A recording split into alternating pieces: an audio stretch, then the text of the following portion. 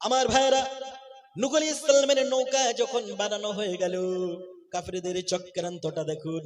তারা মনে মনে করলেন, আরে নূহ নবীর তো নৌকা তো বানানো হয়ে গেছে, এখন যদি আমরা তাকে একটু ডিস্টার্ব না করি তাহলে তো কেমন কেমন হয়। তখন তারা পরিকল্পনা শুরু করে দিলেন। কেউ কেউ বললেন নূহ নবীর কিস্তিটা ভেঙে দেওয়া হোক, আবার কেউ কেউ বললেন না রে, ভেঙে দিলে হবে না, বরং নূহ নবীর নৌকাটাকে আগুন দিয়ে ধরিয়ে দেওয়া হোক। ওদের পরিকল্পনা। কাদের পরিকল্পনা? তার উম্মতদের পরিকল্পনা। আমি বলছি যে যুগে যুগে নবী রাসূলদের বিরুদ্ধে, মুমিনদের বিরুদ্ধে কাফেরদের পরিকল্পনাটা কেমন ছিল। তারা পরিকল্পনা শুরু করলেন। এই পৃথিবীর বুকে যখন কোন ষড়যন্ত্রকারীরা ষড়যন্ত্র করেছিলেন, তাদের বিরুদ্ধে কয়েক জায়গায় শয়তান সরাসরি তাদের সামনে হাজির হয়েছিলেন। তার ভিতরে শয়তান এখনো হাজির হলেন। নূহ আলাইহিস সালাম উম্মতের ভিতরে শয়তান আসলেন। আসার পরে নূহ নবীর উম্মতদেরকে ডেকে ডেকে বললেন, ওরে নূহ নবীর উম্মতরা, তোমরা শোনো, তোমাদের নবী কিস্তি বানাবে, তোমরা কেউ বলতেছো আগুন দিয়ে পুড়িয়ে দাও, আবার কেউ বলতেছো ভেঙে দাও, কিন্তু এটার দ্বারা প্রতিশোধ হবে না। আমি তোমাদেরকে একটা পরামর্শ দেই, যদি তোমরা এটা করতে পারো তাহলে যথাযথ প্রতিশোধে পরিণত হবে। তারা বললেন, কি বলো, সেই প্রতিশোধটা কিভাবে নেব? তখন ওই সময় শয়তান ইবলিস বললেন, তোমরা প্রতিশোধটা এইভাবে নেবে যে নূহ তোমাদের থেকে তার খোদার মাধ্যমে বাঁচার জন্য কিস্তি বানিয়েছে, ওই কিস্তিতে গিয়ে তোমরা সকলেই মিলে টয়লেট করে দেবে। কি করে দেবে? টাট্টি করে দেবে। আমি এই গ্রাম্য ভাষায় বললাম না। শয়তান বললেন, যদি তোমরা প্রতিশোধ নিতে চাও, ওই নৌকার ভিতরে তোমরা টাট্টি করবে, টয়লেট করে দেবে, তাহলে প্রতিশোধটা যথাযথ হয়ে যাবে। আমার ভাইয়েরা, শয়তানের কথা বলতে দেরি, সমাজে প্রচার হতে দেরি নয়। সমাজের মানুষেরা একটু একটু করে সকলে এসে নৌকার ভিতরে টাট্টি করা শুরু করে দিলেন। আমার ভাইয়েরা, নূহ নবী তো মায়ের শরীর, কিছু বলতেই পারেন না। আল্লাহকে বললেন, ওগো আল্লাহ, আপনি আমাকে নৌকা বানাতে বললেন, নৌকা আমি বানালাম, কিন্তু নৌকার ভিতরে আমার উম্মতেরা তো টাট্টি করে দেয়, টয়লেট করে দেয়, এখন আমি করবটা কি? আল্লাহ বলেন, নূহ ওয়া মাকারু ওয়া মাকারাল্লাহ ওয়াল্লাহু খায়রুল মাকিরিন। হে নবী শোনো, কাফেররা চক্রান্ত করে আর আমি আল্লাহ কৌশল করি। আল্লাহু খায়রুল মাকিরিন, আর আমি হলাম উত্তম কৌশলকারী। জোরে বলেন সুবহানাল্লাহ। নূহ নবীর উম্মতরা ভাবলেন, আমরা টাট্টি করব, এই নৌকার ভিতরে টয়লেট করে নৌকাটাকে নষ্ট করে দেব, নৌকাটাকে বরবাদ করে দেব। কিন্তু আমার আল্লাহ তাআলা রব্বুল আলামিনের পরিকল্পনাটা দেখুন। ওই সমস্ত নূহ নবীর উম্মতেরা যখন টাট্টি করা শুরু করে দিলেন, একজন দুজন যখন টাট্টি করতে করতে সমাজের সমস্ত মানুষেরা ফুরিয়ে গেল, আমার ভাইয়েরা, ওই সমস্ত এলাকার মানুষেরা ওই নৌকার ভিতরে বাথরুম করাটাকে বরকতের কাজ মনে করলো। কিসের কাজ? বরকতের কাজ।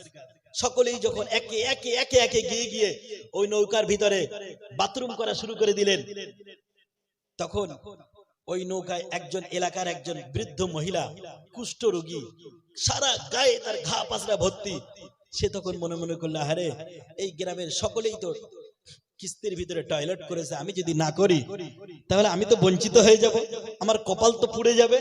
এই চিন্তা ভাবনা করে ওই বৃদ্ধা মহিলা, নৌকাটা একেবারে ছোট নয়, নৌকাটা 3 তলা বিশিষ্ট। কত তলা বিশিষ্ট? আল্লাহর অর্ডার অনুযায়ী নূহ নবী 3 তলা বিশিষ্ট নৌকা বানানোর পরে যখন তারা টাট্টি করা শুরু করলেন, বৃদ্ধা মহিলা মনে মনে করলেন, আমি তো টাট্টি করব, কিন্তু কিভাবে করব? তার সন্তানদেরকে ডেকে বললেন, হে আমার সন্তানেরা, এই গ্রামে আর কেউ বাকি নেই নূহ নবীর কিস্তিতে টয়লেট করতে, কিন্তু আমি বাদ পড়ে যাব। তার সন্তানেরা বললেন, মা তুমি যাও, আমরা সহযোগিতা করব। বুড়িমা বললেন, হে আমার সন্তানেরা, আমি তো ঠিকঠাক বসতে পারি না, কারণ ওই বুড়িমার একটি রোগ ছিল, যেটা নার্ভের রোগ মনে করেন। যেখানে বসতো হাত পার ভিতরে কাঁপুনি শুরু হয়ে যেত। নার্ভের রোগ হলে কাঁপুনি শুরু হয় কি হয় না?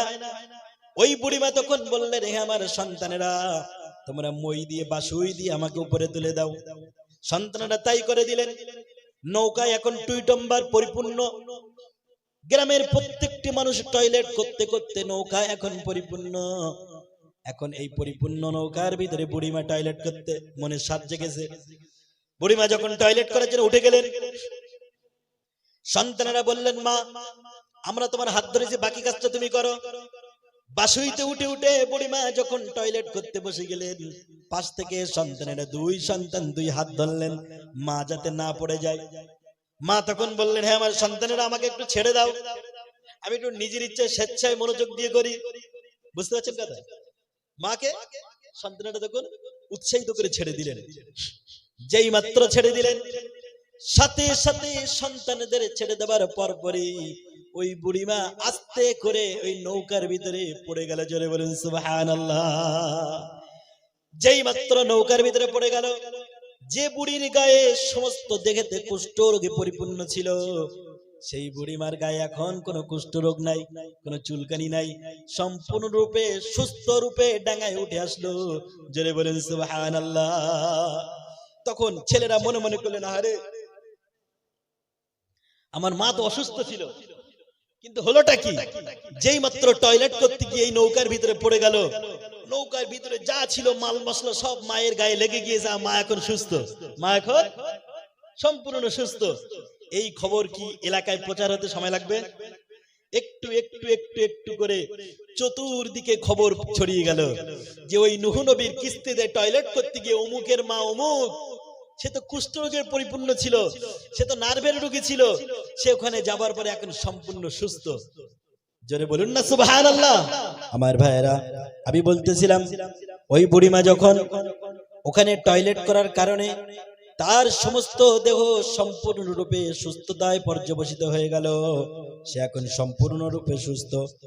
চতুর্দিকে এই খবর ছড়িয়ে গেল, গ্রাম থেকে মানুষেরা, লোকালয় থেকে মানুষেরা একটু একটু করে নূহ নবীর কিস্তির কাছে আসতে শুরু করলো। আস্তে আস্তে আস্তে তারা দেখলো এই নূহ নবীর কিস্তিতে যে একবার ডুব দেয় সে সম্পূর্ণ সুস্থ হয়ে যায়। জোরে বলেন সুবহানাল্লাহ। এখন তারা চেয়েছিল নৌকাটাকে টয়লেট করে পরিপূর্ণ করে নৌকাটাকে বরবাদ করতে, কিন্তু তাদের পরিকল্পনাকে ব্যর্থতায় পর্যবসিত করে নূহ নবীর কিস্তিটা এখন পরিষ্কার করার ব্যবস্থা যিনি করে দিয়েছেন, জোরে বলেন তিনি কে? তিনি হলেন আল্লাহ, আসমানের মালিক, জমিনের মালিক, তিনি হলেন আল্লাহ। চতুর্দিক থেকে মানুষের আসা শুরু করলেন, আসতে আর করতে করতে দেখা গেল যে ডুব দেয় সে এখন সুস্থ হয়ে যায়। ডুব দিতে দিতে চতুর্দিকে এই খবর যখন ছড়িয়ে গেল, চতুর্দিক থেকে মানুষ আসতে আসতে শেষ পর্যায়ে দেখা গেল নূহ আলাইহিস সালামের কিস্তি এখন সম্পূর্ণ ক্লিন হয়ে গেছে। জোরে বলুন সুবহানাল্লাহ। এখন পরিষ্কার, কোনো নোংরা নাই, কোনো বাথরুম নাই, কিচ্ছু নাই। হঠাৎ করে গ্রামের ভিতর থেকে আরো দুইজন ব্যক্তি চলে আসলেন। তারা যখন আসলেন এসে দেখে নৌকা এখন পরিষ্কার ক্লিয়ার। কি আছে? ক্লিয়ার। তারা তখন মনে মনে ভাবলেন, আহারে এত সুন্দর পরিষ্কার নৌকার ভিতরে আমরা এখন ডুব দেব কোথায়? তারা মনে মনে ভাবাও কাজে তাদের কাজটাও শুরু হয়ে গেল। তারা সাথে সাথে করলেন কি, তাদের ভিতর একজন বললেন, টেনশন করো না, হতাশ হও না, কারণ এই কিস্তির ভিতরে এখনো কাঠের ফাঁকে ফাঁকে এখনো কিছু লেগে আছে, ওইগুলোকে যদি ধুয়ে আমরা গোসল করতে পারি আমাদের রোগটা সেরে যাবে। সুবহানাল্লাহ। কাফেররা পরিকল্পনা করেছিল নূহুর কিস্তিটাকে টয়লেট করে পরিপূর্ণ করে দেবে, এখন আল্লাহ ওদের দ্বারা নৌকাটাকে ধুয়ে নিলেন। সুবহানাল্লাহ। আল্লাহ চাইলে সবকিছু পারেন কি পারেন না? আল্লাহ চাইলে সবকিছু পারেন। প্রিয় ভাইরা আমার, নৌকা যখন ধোয়া হয়ে গেল, আল্লাহ তাআলা রব্বুল আলামিন নূহ আলাইহিস সালামকে ডেকে বললেন, নবী নূহ, তুমি টেনশন করেছিলে তোমার কিস্তিটা কি হবে, কিন্তু আমি আল্লাহ আমার পরিকল্পনা দ্বারা পরিষ্কার করে দিয়েছি। এইবারে তুমি তৈরি হয়ে যাও তোমার সেই সমস্ত উম্মতদেরকে নিয়ে কিস্তি ওঠার জন্য। নির্দিষ্ট দিন অনুযায়ী হঠাৎ করে হাত্তা ইযা জাআ আমরুনা ওয়া ফারাতান নূর, আল্লাহ তাআলা রব্বুল আলামিন বলেন, হঠাৎ করে যখন আল্লাহর হুকুম চলে আসলো, আল্লাহর আদেশ যখন পৌঁছে গেল, অফারাত্তান নূর, চুলার ভিতর থেকে পানি উঠলে ওঠা শুরু করলো। জোরে বলুন সুবহানাল্লাহ। কিসের ভিতর থেকে? চুলার ভিতর থেকে পানি উঠলে ওঠা শুরু করলো। পানি যখন উঠলে ওঠা শুরু করলো, আল্লাহ বলেন, কুল্লা হামিল ফিহা মিন কুল্লিন যাওজাইনি ইসনাইন, হে নবী আপনি প্রত্যেকটি প্রাণী থেকে জোড়ায় জোড়ায় তুলে নেন। আমার ভাইয়েরা, ওই দিনে যদি নূহ আলাইহিস সালাম জোড়ায় জোড়ায় না তুলতেন তাহলে পৃথিবীর বুকে কোনো না কোনো প্রাণী অসম্পূর্ণ থেকে যেত, কিন্তু নূহ আলাইহিস সালাম জোড়ায় জোড়ায় তুলে নিলেন। জোড়ায় জোড়ায় তুলে নেবার পরে যখন পানি উতলানো শুরু হলো, একাধারে 40 দিন আকাশের বর্ষণ হতে শুরু করলো, আর জমিন থেকে বিভিন্ন জায়গা থেকে ফেটে গিয়ে বৃষ্টির পানির মতো পানি নির্গত হলো। আমার ভাইরা, এখন পানি চতুর্দিকে, যদি পাহাড়ের চতুর্দিকে ডুবে যাব ভাব। এমন সময় নবী নূহ আলাইহিস সালাম তার সন্তানকে ডেকে বললেন, ইয়া বুনাইয়া রকাম মা'ানা ওয়ালা তাকুম মা'আল কাফিরিন। নূহ নবী তার সন্তানকে ডাক দিয়ে বললেন, ইয়া বুনাইয়া, হে আমার কলিজার টুকরা নয়নের পুতলি সন্তান, ইরকাব মা'ানা ওয়ালা তাকুম মা'আল কাফিরিন, হে আমার সন্তান, তুমি আমাদের সাথে নৌকায় সওয়ারি হয়ে যাও, তুমি নৌকায় আরোহণ করে নাও। ওয়ালা তাকুম মা'আল কাফিরিন, অবিশ্বাসীদের সাথে, কাফিরদের সাথে তুমি থেকো না। আমার ভাইরা, নূহ আলাইহিস সালাম যখন এমন কথা বললেন, সন্তান কি জবাব দিলেন শুনুন। আপনার সন্তানকে আপনি ভালো কাজের দিকে ডাকবেন, এটা শিখিয়েছেন কে? নূহ আলাইহিস সালাম। এখান থেকে শিখুন। নূহ আলাইহিস সালাম যখন ডাক দিলেন, সন্তান মুখের উপরে বলে দিলেন, ক্বালা সাআবি ইলা জাবালি ইয়াসিমুনি মিনাল মা। সন্তান বলে দিলেন, আমি খুব শিগগিরই এমন একটা পাহাড়ের উপরে আমি উঠে আশ্রয় নেব, যে পাহাড় ওই পানি থেকে আমাকে রক্ষা করবে। কে বললেন? সন্তান বললেন যে আমি, হে আমার পিতা, আমি এমন একটা পাহাড়ের উপরে আশ্রয় নেব, ওই পানি থেকে আমাকে সে রক্ষা করবে, ওই যদি পাহাড়টা আমাকে রক্ষা করবে। সাথে সাথে নবী নূহ জবাব দিয়ে দিলেন, ক্বালা লা আসিমাল ইয়াউমা মিন আমরিল্লাহি ইল্লা মার রাহিম। নূহ আলাইহিস সালাম জবাব দিয়ে দিলেন, ক্বালা লা আসিমাল ইয়াউমা, আজকে কেউ তোমাকে রক্ষা করতে পারবে না। জোরে বলেন সুবহানাল্লাহ। আজকে কেউ তোমাকে রক্ষা করতে পারবে না। আল্লাহর হুকুম যার উপরে হবে সে ব্যতীত, আল্লাহর দয়া যার উপরে হবে সে ব্যতীত আজকে কেউ রক্ষা হবে না। সবগুলোকে আমার আল্লাহ চুবিয়ে মারবেন।